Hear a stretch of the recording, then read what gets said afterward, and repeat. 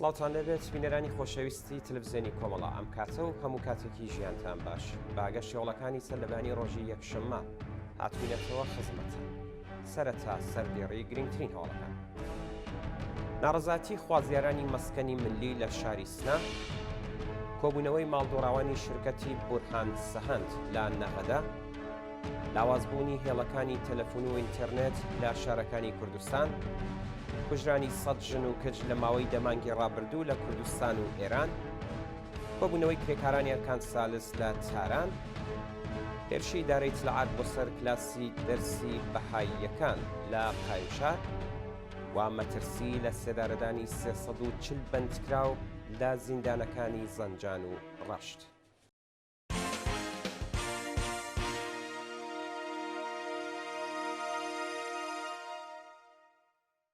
درێژەی هەوڵەکان. ناڕەزاتی خوازیارانی مەسکەنی ملی لە شاری سنە. ڕۆژی شەممە 28 ڕێبەندانی 1402 خوازیارانی مەسکەنی ملی لە شاری سنە لە نێو مەحوەتەی ڕێکخراوی مەسکەن و شارسازی کۆبوونەوە. بە پێی زانیاریەکان، شارەداری و ڕێکخراوی مەسکەن و شارسازی سنە پارێکی زۆریان لە خوازراوانی خوان و لە پرۆژەی بلواری ئینتیزام وەرگرتووە، بەڵام خانووەکانیان ڕادەست نەکردووە و بڕی 821 ملیارد تمەنیان دزیوە. ڕۆژی شەممە ناڕازیان لە نێو مەحوەتەی ڕێکخراوی مەسکەن و شارسازی کۆبوونەوە و لەگەڵ جێگری سەرۆکی ئەو ڕێکخراوەیە وتوێژیان کرد. کۆبوونەوەی ماڵدۆڕاوانی شرکەتی بورهان سەهەند لە نەغەدا.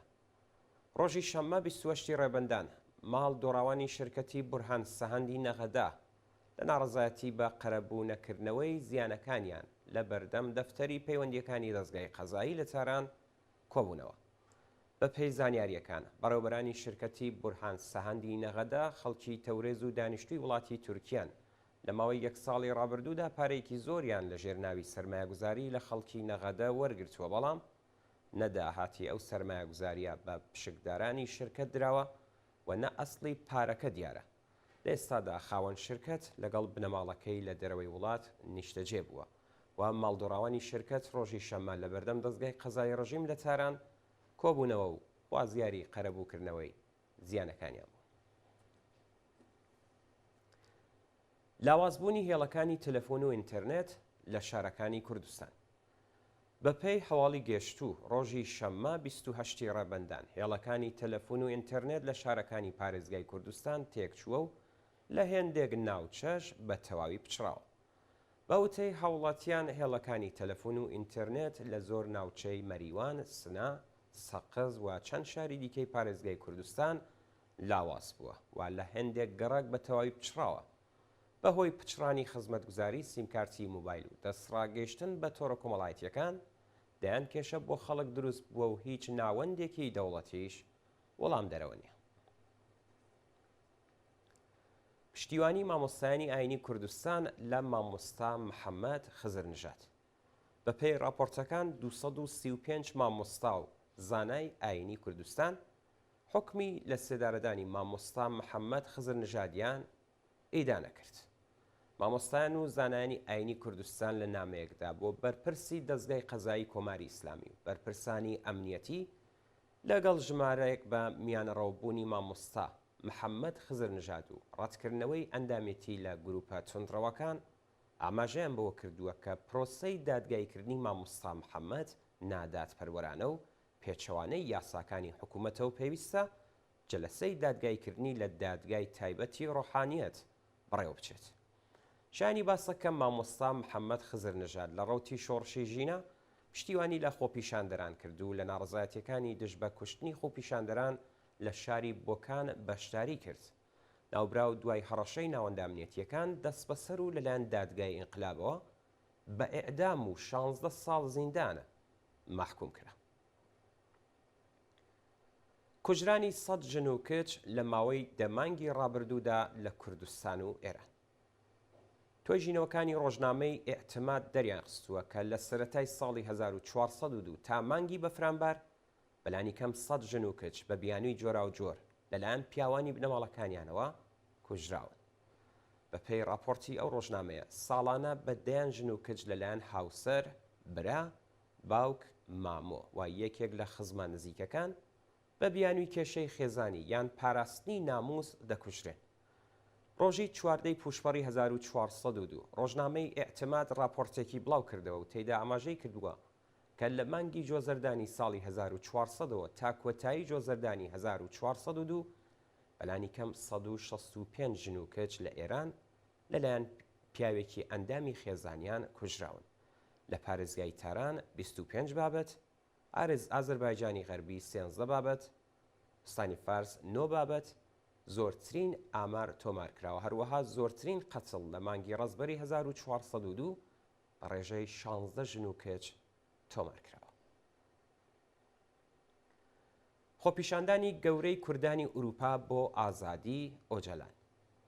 ڕۆژی شەممە 27 ڕێبەندان هاوکات لەگەڵ ساڵڕۆژی دەست بە سەرکرانی عەبدوڵڵا ئۆجەلان هەزاران کوردی دانیشتووی وڵاتانی ئوروپایی لە شاری کۆڵن کۆبوونەوە و خوازیاری ئازادی ئەو چالاکە سیاسیە لە زیندانی ئێمڕاڵی بوون.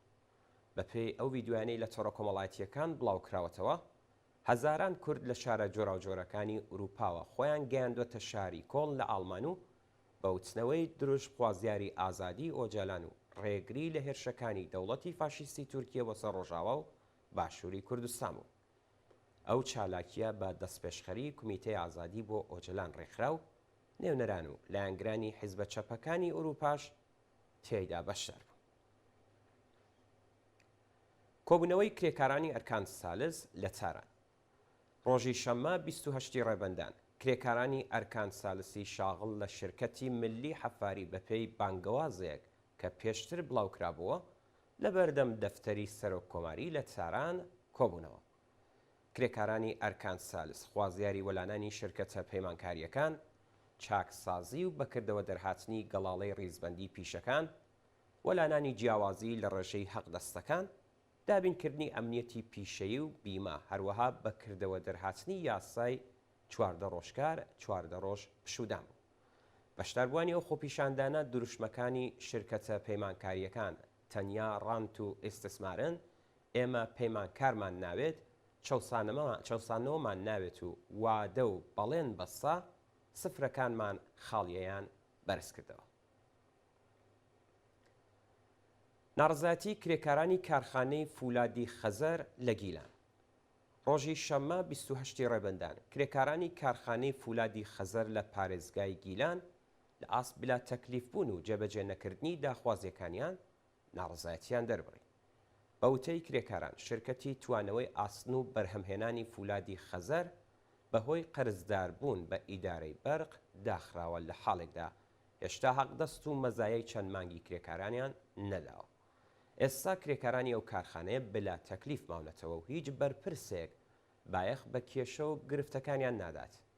لەلایەکی دیکەوە بەهۆی نەدانی حەقی بیمە با ڕێکخراوی تامینی اجتماعی کرێکاران لە دەستڕاگەیشتن بە دەرمان بێبەشکراون و لە دۆخێکی خراپدا دەژین. مانگرتنی کرێکارانی شرکەتی لیدۆم ئازرستانی ڕێژۆن سەنعەت لە جاسک. ڕۆژی پێنجشەممە 26 ڕێبەندان کرێکارانی شاغڵ لە شرکەتی لیدۆم ئازرستانی ڕێژۆن سەنعەت لە شارستانی جاسک لە ناڕزایەتی بە نەدانی داخوازیەکانیان دەستیان لە کارکێشایەوە و مانیان گرت. بەپێی راپۆرتی حالوەش 500 کرێکاری شاغڵ لەو شرکەتە ماوەی 3 مانگە هیچ حەقدەست و مەزایەکیان وەرنەگرتووە و بەرپرسانی شرکەت بێڕای دۆخی خراپی مەعیشەتی کرێکاران وەڵامی داخوازیەکانیان نادەنەوە. هێرشی ئیدارەی ئیتلاعات بۆ سەر کلاسی دەرسی بەهاییەکان لە قایمشار. ڕۆژی 23 ڕێبەندان هێزەکانی ئیدارەی ئیتلاعات هێرشیان کردە سەر ماڵی مەریەم زەبیحی و بەنەفشە ئەسەدیان لە شاری قایمشار و وێڕای پشکنینی ماڵەکە دەستیان بەسەر کەلوپەلە شەخسیەکانیاندا گرت. بەپێی راپۆرتەکان مەریەم زەبیحی و بەنەفشە ئەسەدیان لە ماڵی خۆیان کلاسی دەرسی کۆنگوریان بۆ ئەو قوتابیانە کە لە پرۆسەی خوێندن دوورخرابوون دانابوو، بەڵام لەلایەن ئیدارەی ئیتلاعاتەوە هێرشکراوەتە سەریان و وێڕای بێڕێزی بە قوتابیان و ئازاردانیان ماڵەکانیان پشکنیوە و کۆمەڵێک کەلوپەلی شەخسی ئەو دوو چالاکە مەدەنیە و قوتابیان زەوت کراوە. مەترسی ئێعدامی 340 بەندکراو لە زیندانەکانی زەنجان و ڕەشت. محسن ئیژەی سەرۆکی دەستگای قەزایی ڕژیم لە نامەیەکدا کە بۆ مهدی فەلاحمیری یەکێک لە بەرپرسانی ڕژیم نردووە داوای کردووە کە قەرەباڵغی زیندانەکانی ڕەشت و زەنجان با لە سێدارەدانی بەندکراوانی مەحکوم بە ئێعدام کەم بکەنەوە. بەپێی راپۆرتی کانونی مافی مرۆڤی ئێران 340 بەندکراوی ڕاگیرا و لە زیندانەکانی لاکانی ڕەشت و زەنجان چاوەڕێی جێبەجێکرانی سزای ئێعدامن. هەندێک لەو بەندکراوانە بە تۆمەتەکانی کوشتنی بانقەست و بازرگانیکردن بە مادەی هۆشبەر بە ئێعدام محکوم کراون. بەشێک لەو زیندانیانە چەند ساڵێکە چاوەڕێی ئێعدامن و ڕژیم بەو شێوەیە ئەشکەنجەی دەرونیان دەدات. دواهواڵمان سەبارەتە بە خۆپیشاندانی کرێکارانی شاغڵ لە سەنعەتی پوشاکی هندستان. ڕۆژی شەممە 27 ڕێبندان کرێکارانی شاغڵ لە سەنعەتی پوشاکی هندستان لە ناڕزایەتی بە نەدانی حەقدەست دەستیان لە کار کێشایەوە و خۆپیشاندانیان کرد. بەپێی راپۆرتەکان ئەیالاتی تامیلی هندستان ناوەندی سەنعەتی پوشاکی هندستانە و کرێکارانی شاغڵ لەو سەنعەتە لە ئاس دواخرانی بەردەوامی حەقدەستەکانیان ناڕازی. هێندێک لە کارگاکانی بەرهەمهێنانی جلوبەرگ 1 ساڵە حەقدەستی کرێکارانیان نەداوە و کرێکاران لە دادگای باڵای هندستان سکاڵایان دژی خاوەنکار تۆمار کردووە. هەروەها ئەندامانی ئیتحادیەی کرێکاری پوشاکی هندستان تا بە ئەمڕۆ چەند جار لە بەردەم دەفتەری کۆمیساریای کاریگەری ئەو وڵاتە خۆپیشاندانیان کردووە. بەڵێ بینەرانی عزیز و خۆشەویست گەشتیواڵەکانی سەرلەمانیتان پێشکەشکرا. فەرموون بۆ بینینی گەشەی بەرنامەکانی تلڤیزیۆنی.